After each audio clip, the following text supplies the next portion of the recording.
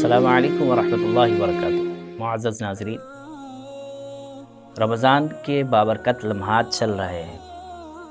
رمضان قرآن پاک کا مہینہ ہے۔ رمضان میں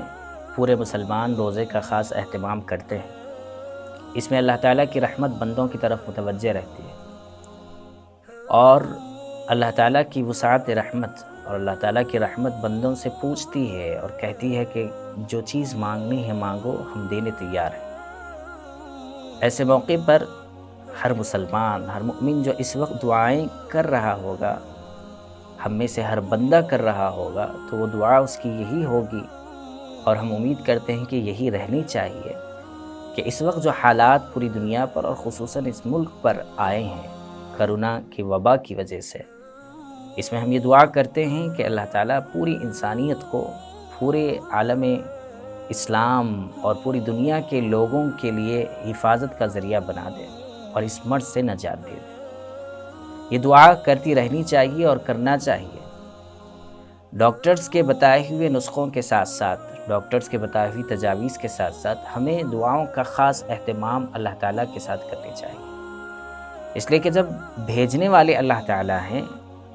نبی کریم صلی اللہ علیہ وسلم نے یہ بات ارشاد فرمائی اور بڑی مضبوط بات ارشاد فرمائی، اور قرآن نے بھی اس کو بارہا نقل کیا ہے اور کہا ہے کہ اگر اللہ تعالیٰ کسی کو نفع پہنچانا چاہیں اور پوری امت مل کر اسے نقصان پہنچانا چاہے تو ایسی صورت میں وہ نقصان نہیں پہنچا سکتی۔ اللہ تعالیٰ کسی کو نقصان پہنچانا چاہیں اور پوری امت مل کر اسے نفع پہنچانا چاہے تو نفع نہیں پہنچا سکتے۔ اس کا مطلب یہ ہوا کہ آنے والے حالات اللہ تعالیٰ کی طرف سے ہیں۔ ہمیں ایسے موقع پر کیا کرنا چاہیے؟ ہمیں ایسے موقع پر اللہ تعالیٰ کی طرف رجوع کرنا چاہیے، اللہ سے اپنے گناہوں کے سلسلے میں توبہ اور استغفار کا اہتمام کرنا چاہیے۔ نبی کریم صلی اللہ علیہ وسلم نے خود یہ بات ارشاد فرمائی اور کہا کہ دن میں 70 سے زیادہ مرتبہ توبہ کرتا ہوں۔ اس امت کو تعلیم دی گئی نبی کریم صلی اللہ علیہ وسلم کے عمل کے ذریعے کہ جب نبی کریم صلی اللہ علیہ وسلم جیسی برگزیدہ شخصیت جو گناہوں سے پاک اور محفوظ ہے، وہ ذات جب اللہ تعالیٰ سے دن میں 70 سے زیادہ مرتبہ استغفار کر رہی ہے، توبہ کر رہی، تو ہمیں کتنی مرتبہ کرنا چاہیے جبکہ ہم زندگی کے ہر لمحے میں گناہ میں مبتلا ہیں۔ اس لیے اللہ کو منانا، اللہ کو راضی کرنا، اپنے حالات کی درستگی کے لیے دعائیں کرنا، روزوں میں دعاؤں کا اہتمام کرنا، فرض نمازوں کے بعد میں دعاؤں کا اہتمام کرنا، قرآن پاک کی تلاوت کے بعد میں دعاؤں کا اہتمام کرنا ضروری ہے۔ لیکن ایک روایت جو سنن ابی داؤد کے اندر بھی آئی ہے اور مختلف احادیث کے کتابوں کے اندر آئی ہے، جو سندن کچھ زیادہ صحیح نہیں ہے، ضعیف ہے، لیکن اس سے جو بات سمجھ میں آتی ہے وہ یہ ہے، جس میں حضرت عبداللہ ابن عباس رضی اللہ تعالیٰ عنہ یہ ارشاد فرماتے ہیں اور کہتے ہیں: من لزم الاستغفار جعل اللہ من کل ضیق مخرجا ومن کل ہم فرجا ورزقہ من حیث لا یحتسب۔ بڑی اہم حدیث ہے، اس کے مطلب اور معنی کو اگر ہم دیکھیں گے، وہ فرماتے ہیں کہ نبی کریم صلی اللہ علیہ وسلم نے ارشاد فرمایا کہ جو بندہ استغفار کی کثرت کرتا ہے، استغفار کا زیادہ اہتمام کرتا ہے، تو اللہ تعالیٰ اس کے لیے 3 انعامات رکھتے ہیں۔ ان انعامات میں سے پہلا انعام حضور صلی اللہ علیہ وسلم نے فرمایا: من کل ضیق مخرجن، تنگی والے حالات سے نکلنے کا اللہ تعالیٰ راستہ بناتے ہیں۔ اور حضور صلی اللہ علیہ وسلم نے دوسرا جو انعام فرمایا وہ کہا کہ ومن کل ہم فرجن، کہ جو غم اور جو فکر لاحق ہے، ذہن پر سوار ہے، اللہ تعالیٰ اس سے نکال کر اسے راحت دیتے ہیں، اسے آسانی پیدا کرتے ہیں۔ اور تیسری بات جو حضور صلی اللہ علیہ وسلم نے فرمائی: وَرَزَقَهُ مِنْ حَيْثُ لَا يَحْتَسِبُ، کہ اللہ تعالیٰ ان کو ایسی جگہ سے حلال رزق عطا کرتے ہیں، اس کے اسباب بناتے ہیں جہاں سے اس کا وہم و گمان بھی نہیں ہوتا کہ مجھے یہاں سے رزق عطا کیا جائے گا۔ اس حدیث کے پس منظر میں اگر ہم دیکھیں تو اس وقت کے حالات جو چل رہے ہیں اس میں ہم سب کو استغفار کی کثرت کرتے رہنی چاہیے۔ صحیح احادیث کے اندر بار بار استغفار کی کثرت کے بارے میں توجہ دلائی گئی ہے، اور انبیاء علیہ السلام کا یہ طریقہ رہا ہے کہ جب بھی ان پر مصیبتیں آئیں، آزمائشیں آئیں اللہ تعالیٰ کی طرف سے، تو انہوں نے ہمیشہ اللہ تعالیٰ کی طرف متوجہ ہو کر اپنے لیے عافیت اور خیر کی دعائیں مانگی ہیں۔ اس وقت میں بہت سارے لوگ ہاسپٹلس میں شریک ہیں، بہت سارے لوگ تنگیوں کا شکار ہیں، بہت سارے لوگوں کے حالات دیکھ کر پریشان ہیں کہ بیڈس نہیں مل رہے ہیں، آکسیجن کی کمی ہے، آکسیجن نہیں مل پا رہا ہے۔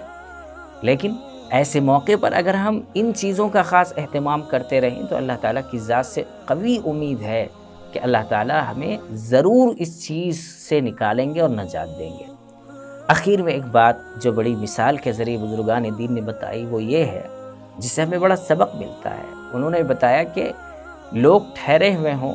اور ان کے سامنے سے کوئی جانور گزر رہا ہو، اور ٹھہرنے والوں میں سے کوئی شریر قسم کا بندہ تھا جس نے ہاتھ میں پتھر لے کر اس جانور کو مارا، تو ایسی صورت میں جانور آگے جانے کے بعد جب اسے پتھر لگتا ہے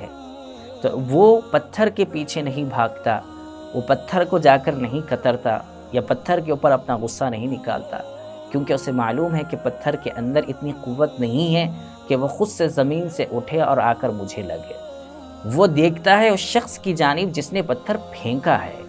وہ دیکھتا ہے اس شخص کے جانب جس نے پتھر اس کو مارا ہے، جس نے پتھر اٹھا کر اس کو مارا ہے، اور وہ پتھر مارنے والی کی طرف دوڑتا ہے اور اس کے اوپر غصے کا اظہار کرتا ہے، موقع چلتا ہے تو اسے کاٹ لیتا ہے، قتل دیتا ہے۔ تو اس سے بزرگان دین نے بتایا کہ جانور کو بھی معلوم ہے کہ حالات اس کے اوپر جو آ رہے ہیں یا کون اسے مار رہا ہے، کس کے اندر مارنے کی قوت ہے، کس کے اندر مارنے کی قوت نہیں ہے۔ تو ایسی صورت میں کہ ہم اتنے بالکل جو ہے آنکھ بند کر چکے ہیں کہ ہمیں معلوم ہی نہیں ہے کہ حالات کس کی طرف سے آ رہے ہیں۔ ہم میں سے ہر ایک کو معلوم ہے کہ حالات کس کی طرف سے آتے ہیں، حالات کا بنانے والا کون ہے، حالات کا بگاڑنے والا کون ہے۔ تو ایسی صورت میں ہم ان چیزوں کی طرف رہتے ہوئے لیکن یا اگر مگر کہنے کے بجائے ہم اللہ کی ذات کی طرف متوجہ ہو جائیں اور مصلی بچھا کر اللہ سے دعائیں مانگیں خود کے لیے اور پوری امت کے لیے۔ اور اس وقت میں جو ڈاکٹر حضرات ہیں، جو دواخانے کا عملہ ہے، جو امت کے پیچھے پڑا ہوا ہے، ان کی خدمت میں لگا ہوا ہے، جو NGOs ہیں، ان تمام کے لیے دعا کا خاص اہتمام ہونا چاہیے تاکہ اللہ تعالی ہمارے حالات پر رحم کرے اور اس رمضان جیسی بابرکت اوقات کے اندر عبادتوں کا ذوق اور شوق عطا فرمائے، اور اس کے بارگاہ میں دعا کریے۔ وہ دعا کرنے اور قبول کرنے کے لیے تو تیار ہے۔ وَإِذَا سَأَلَكَ عِبَادِي عَنِّي فَإِنِّي قَرِيبٌ، جب آپ سے اے نبی میرے بندے پوچھیں میرے متعلق میں کہاں ہوں، میرا ایڈریس پوچھیں لوگ میں کہاں ہوں، آپ کہہ دیجیے فَإِنِّي قَرِيبٌ کہ میں تو تمہارے بالکل قریب۔ جو رب اتنی زیادہ قریب ہے وہ ہماری دعاؤں کو ضرور قبول کرے گا جب ہم سچے دل سے توبہ کرتے ہوئے دعاؤں کا اہتمام کریں۔ اس لیے ہمیں دعاؤں کا اہتمام کرنا چاہیے، استغفار کی کثرت کرنی چاہیے، لا الہ الا انت سبحانک انی کنت من الظالمین کا ورد کرتے رہنا چاہیے، دعائیں مانگتے رہنی چاہیے۔ اللہم انی اعوذ بک من البرص والجنون والجذام وسیء الاسقام۔ ان تمام دعاؤں کے اہتمام کے ساتھ اللہ رب العزت سے عافیت اور خیر کی دعا کرتے رہنا چاہیے۔ اللہ تعالیٰ سے دعا ہے کہ اللہ تعالیٰ ہمیں کہنے اور سننے سے زیادہ عمل کی توفیق نصیب فرمائے۔ وآخر دعوانا الحمدللہ رب العالمین۔